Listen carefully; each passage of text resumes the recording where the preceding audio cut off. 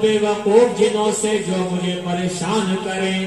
جب یہ کہا تو اللہ پاک کا ایک ایمان والا جن، اللہ کے رسول کا ایک ایمان والا جن وہاں تھا.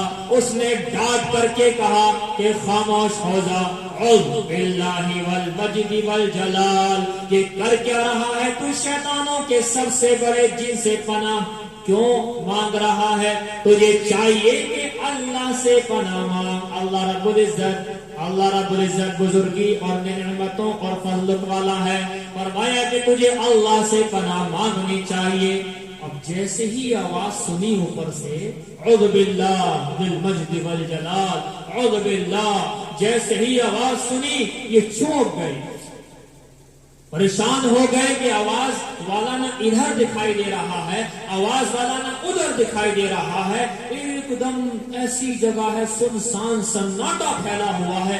آخری آواز کہاں سے آئی؟ صحابی رسول کہتے میں پریشان ہو گیا، کبھی ادھر دیکھتا ہوں کبھی ادھر دیکھتا ہوں. اور میں نے کہا بھائی بتاؤ تو صحیح کون ہو؟ یا ایھا الحاتف ما تقول ارشد عندک ام تضلیل. کہ میں نے اس کو شعر کے اندر کہا کہ بھئی اے آواز والے، تو کہاں سے بول رہا ہے؟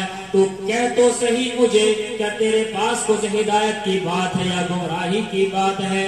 تو مجھے کہہ تو صحیح. تو انہوں نے کہا ان رسول اللہ ذو الخیرات بیثرب. فرمایا کہ ایک محمد صلی اللہ علیہ وسلم ہے، اللہ کے رسول ہیں، مدینے کے اندر ہیں. وہ لوگوں کو نماز کا، روزے کا، تمام اچھی چیزوں کا، نجات کی دعوت دے رہے ہیں، اور تم یہاں ہو. میں نے کہا مجھے بتاؤ تو صحیح، کچھ رہنمائی تو کرو. تو کہنے لگے کہ ایسے ایسے اس طرح سے ان کے پاس پہنچنا ہے اور تمہیں وہاں پہنچ کر کے ایمان قبول کرنا ہے. انہوں نے کہا میرے بھائی تو مجھے اتنا تو بتا تو کون ہے، نام کیا ہے؟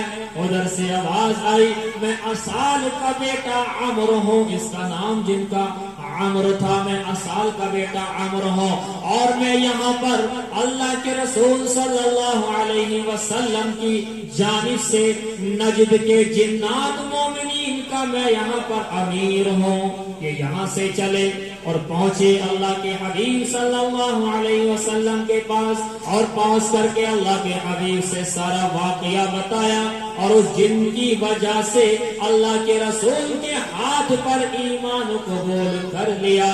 اشہد ان لا الہ الا اللہ واشہد ان محمد رسول اللہ. اللہ نے اس طریقے سے اللہ کے رسول کی محبت ان صحابی کو دے دی. اللہ کس کے ذریعہ بنا دے، جن کو ذریعہ بنا دے، شیل کو ذریعہ بنا دے، یا کسی اور چیز کو ذریعہ بنا دے، یہ تو اللہ ہی جانتا ہے کہ جس کو ایمان دینا ہے تو اس کو ذریعہ کس طریقے کا بنا دیتا ہے.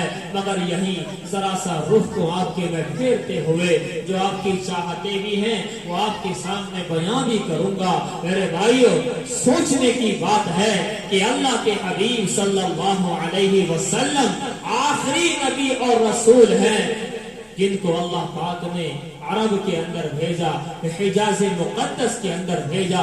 مکہ میں اللہ کی طرف سے ان کی پیدائش ہوئی، ان کی ہجرت گاہ آپ کے مدینہ بنی، اس کے بعد سارے عالم کے اندر دین پھیلا. یہ تو آخری ہے. تھوڑا سا اور شروع میں چلے، مجھے کچھ باتیں یاد آ گئی. رات علی گڑھ کے اندر تھا، وہاں بھی کچھ لوگوں کی چاہت تھی اس بات کے بیان کرنے کی، وہاں بھی کیا تھا. آپ کے سامنے بھی کچھ باتیں ذکر کر دوں. مجھے یاد آتا ہے کہ آج کل ایک ہوا چلی ہوئی ہے، ہمارے مسلمان بھی اس کے اندر گرفتار ہے. میں نے سنا کہ ہمارے مسلمان بھائی بھی یوں کہتے ہیں کہ اسلام 1400 سال پہلے آیا. جو کہتے ہیں اسلام 1400 سال پہلے آیا، غلط بات. اسلام 1400 سال پہلے نہیں آیا. 1400 سال پہلے اللہ کے حبیب صلی اللہ علیہ وسلم آئے ہیں. اللہ کے حبیب صلی اللہ علیہ وسلم سے اسلام نہیں ہے، بلکہ اسلام تو اوپر سے چلا آ رہا تھا. یہ ایک ہی مذہب تھا، ایک ہی مذہب ہے، آئندہ بھی ایک ہی رہے گا.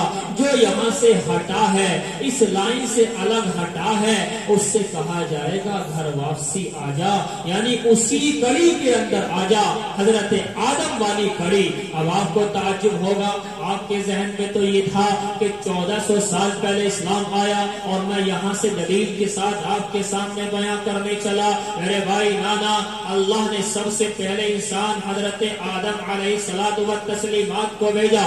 سب سے پہلے حضرت آدم اسی زمین پر, اسی دھرتی پر, اسی پرتھوی پر اور اسی ہندوستان کے اندر سرادیپ کا علاقہ جو پہلے تھا, اکھنڈ جو بھارت ہے, تمام ملک جو اس سے کٹے ہیں ان کو اگر ایک کر لیا جائے, اس اعتبار سے میں نے کہا کہ ہندوستان کے اندر حضرت آدم نازل ہوئے ہیں, اوپر سے اترے ہیں. میرے بھائیوں مجھے بتاؤ حضرت آدم کون ہے؟ حضرت آدم اللہ کے نبی ہیں, بات طے ہے. حضرت آدم سب سے پہلے مسلمان ہیں, بات طے ہے. تو ہندوستان کا مذہب کیا ہے؟ ہندوستان کا مذہب تو وہ ہے جو ہندوستان میں آنے والے پہلے انسان کا مذہب ہے. سچی بات تو یہ ہے, سچی بات یہ ہے کہ حضرت آدم علیہ الصلوۃ والسلام, جن کو حضرت مولانا ارشد غنی صاحب نے اپنے بیان میں کہا پرتھم منو. پرتھم منو کیوں کہا؟ سب سے پہلے منو. جب آپ ہمارے ہندو مذہب کہ بھائیوں کی کتابوں کو پڑھیں گے آپ کو واقعات ملیں گے. آپ رگ وید کو پڑھیں, یجروید کو پڑھیں, سام وید کو پڑھیں, اتھروا وید کو پڑھیں, پورن پران کو پڑھیں, مدسیہ پران کو, کلکی پران کو, شیو پران کو, بھوشیہ پران کو, مارکنڈے پران کو, ان تمام چیزوں کو آپ پڑھیں. 18 پرانے اور 106 اپنیشد اور اس کے علاوہ مہابھارت, گیتا, ان کا مطالعہ کریں تو آپ کو دکھائی دے گا کہ منو نام کے شہدا ہیں. شہدا منو نام سے ذکر ملتا ہے. ان میں سے پرتھم منو, سب سے پہلے منو, ان کا پورا واقعہ آپ اٹھا کر کے دیکھیں, بھوشیہ پرانا سے نکال کر کے دیکھیں, آپ کو وہی واقعہ جو اللہ نے قرآن میں, پیارے آقا نے احادیث میں بیان فرمایا ہے, پرتھم منو کا الفاظ کی کمی بیشی کے ساتھ بھوشیہ پران وغیرہ میں لکھا ہوا ہے. اسی کو حضرت نے فرمایا کہ اللہ کے نبی حضرت آدم پرتھم منو ان کو کہا جاتا ہے. فرمایا کہ سب سے پہلے انسان حضرت آدم کا آنا ہے ہندوستان میں, اور ہندوستان کے اندر بھی وہ اسلام پر تھے. سب سے پہلے مسلمان, چونکہ اللہ کا نبی جو ہوتا ہے وہ غیر نہیں ہوتا ہے, وہ مسلم ہوتا ہے.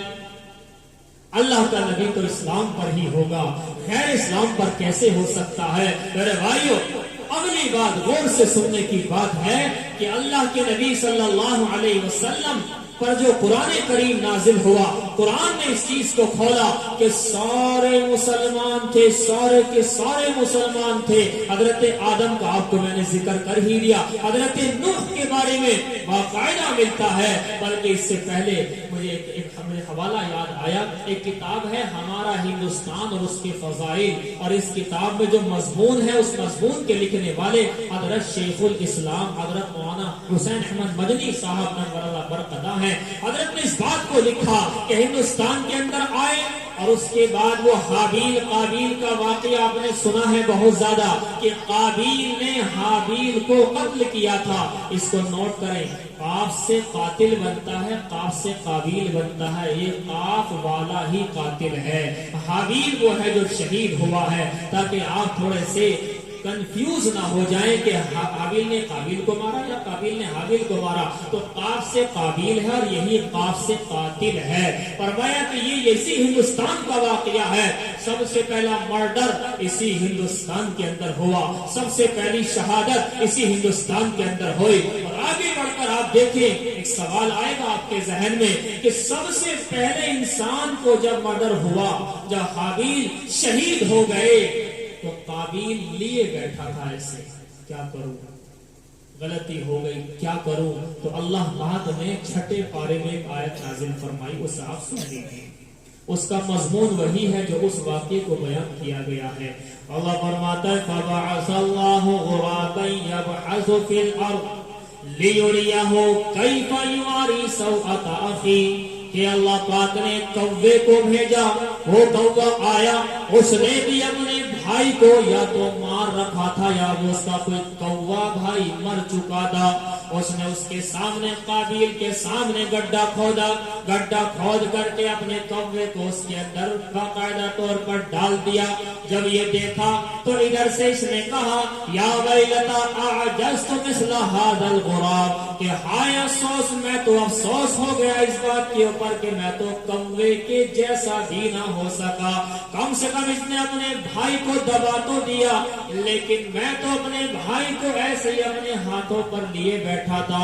غور کرنا، سب سے پہلے دفینے والی بات یہیں سے ثابت ہوتی ہے۔ اس کا مطلب یہ ہے کہ پہلا انسان حضرت آدم، پہلے انسان حضرت آدم، پہلے نبی حضرت آدم، پہلے مسلم حضرت آدم، اور سب سے پہلے جو یہاں پر انتقال ہوا، فرمایا کہ انتقال کے بعد پہلے انسان کو دفنایا گیا ہے، جلایا نہیں گیا۔ غور کرنے کی بات ہے۔ دو جواب، آخر کہاں سے یہ پرتھا چلی ہے؟ جلنے جلانے والی بات کسی مذہب میں بھی ہے، یہ کہاں سے آئی ہے؟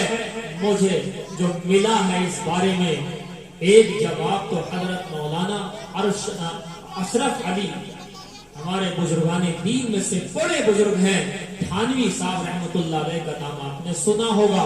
حضرت نے ایک کتاب لکھی، اس کتاب کا نام ہے اشرف الجواب۔ اشرف الجواب میں اس کا ایک جواب لکھا ہے، اور ایک جواب مجھے خود ملا ہے، دونوں آپ کے سامنے پیش کرتا ہوں۔ یہ کہاں سے شروعات ہوتی ہے؟ حضرت نے لکھا کہ ایسا محسوس ہوتا ہے کہ ہم انسان مٹی سے بنے ہیں تو مٹی میں پہنچتے ہیں، دفن ہوتے ہیں، لیکن جنات اور شیاطین، جنات جو ہیں وہ آگ سے بنے ہیں، ان کو جلایا جاتا ہوگا، چونکہ ان کے لیے جیسے ہمارے لیے مٹی ہے ایسے ان کے لیے آگ ہے، وہ آگ سے ہیں، ہم مٹی سے ہیں، مٹی والا مٹی میں، آگ والا آگ میں۔ حضرت نے یہ لکھا کہ ایسا لگتا ہے کہ ایسا ہوا ہوگا، لیکن ایک دوسرا جواب میں آپ کے سامنے پیش کرتا ہوں میرے بھائیوں۔ کبھی کبھی ایسا ہوتا ہے، کوئی رسم شروع ہوتی ہے بڑی اچھائی سے، اچھی نیت، سب کچھ اچھا ہے، لیکن آئندہ چل کر کے وہی رسم خراب ہو جاتی ہے، بدعتیں بن جاتی ہیں۔ آپ کی ساری رسمیں اسی طرح سے، شب برات کا حلوہ اور آپ کے رجب کے بونڈے، یہ شروع میں تو کوئی بات نہیں تھی، لیکن بعد میں چل کر کے رسم و رواج بن گئی۔ میں آپ کو ذکر کر دوں، بخاری شریف چونکہ پڑھا رہا ہوں فی الحال میں، تو بخاری شریف پڑھاتے ہوئے سامنے ایک باقاعدہ ایک حدیث آئی جہاں سے مجھے یہ بات ملی، غور کرتے چلے گئے۔ بخاری شریف کے اندر ایک واقعہ لکھا ہے، اور وہ جو واقعہ ہے وہ بنی اسرائیل کا واقعہ ہے۔ بنی اسرائیل کیا ہے؟ مجھے ایسا لگتا ہے کہ جو اپنے شو کو جلاتے ہیں، اپنی میت کو، تو ان کا کچھ نہ کچھ کانٹیکٹ بنی اسرائیل سے ہے۔ یہ الگ ایک ہسٹری کا الگ سے باقاعدہ ورنن اور بیان ہے تاکہ سمجھ میں آئے۔ فی الحال اتنا کہ کہیں نہ کہیں بنی اسرائیل سے اس طرح کنیکٹیڈ ہے۔ فرمایا کہ ایک باپ نے اپنے تمام کے تمام بیٹوں کو اکٹھا کیا اور کہنے لگا کہ یہ بتاؤ جو حقوق تمہارے میرے ذمے تھے میں نے ادا کیے کہ نہیں؟ سب نے کہا ادا کر دیے۔ اس نے کہا کہ لیکن میں نے اللہ کا کوئی بھی حق ادا نہیں کیا، جتنے احکامات تھے اللہ پاک کے میں نے کوئی بھی ادا نہیں کیے۔ میں نے وقت کی نمازیں یا اس کے علاوہ جو بھی اس کے اوپر فرائض تھے وہ تمام کے تمام میں نے ادا نہیں کیے۔ ایک کام یہ کر لینا، میرے انتقال کے بعد میں مجھے جلا دینا، اور جلانے کے بعد میں میری راکھ کو آدھی کو سمندر میں اور آدھی میری راکھ کو خشکی کے حصے میں تیز ہوا کے اندر اڑا دینا۔ اسی مناسبت سے، اسی وصیت کی مناسبت سے اس کو جلا دیا گیا انتقال کے بعد۔ اور اس کے بعد میں جب اس کی راکھ کو چاروں طرف اڑایا گیا تو اڑانے کے بعد اللہ نے حکم کر دیا سمندر کو بھی، خشکی کو بھی، تمام کو حکم کر دیا راکھ کو اکٹھا کرو، پھر سے اسے بناؤ۔ اس کو بنا دیا گیا۔ اب یہ اللہ کے سامنے کھڑا ہے۔ اللہ نے کہا کہ تو نے ایسا کیوں کیا؟ اپنے آپ کو جلانے کی وصیت کیوں کی؟ बुखारी शरीफ के अंदर लिखा है कि उसने ये कहा कि ऐ अल्लाह अंता तालमो, आप तो जानते ही हैं, लिखशियती का, मैंने आपके खौफ की वजह से ऐसा किया था कि अगर आपने मुझे पकड़ लिया तो चूंकि मैंने कोई अमल तो किया ही नहीं है, जो अगर आपने मुझे बाकायदा तौर पर कादिर हो गए मेरे ऊपर आप, तो मुझे सख्त से सख्त आप जो है सजा दे देंगे। इसी मुनासिबत से मैंने अपने आप को बाकायदा जलवा लिया। ये कहना था, अल्लाह ने फरमाया तूने सच कहा, ये अमल तूने मेरे खौफ की वजह से किया है, जा मैंने तुझे माफ कर दिया। बुखारी शरीफ की ये रिवायत से मालूम होता है बनी इसराइल में अब ये रस्म चली।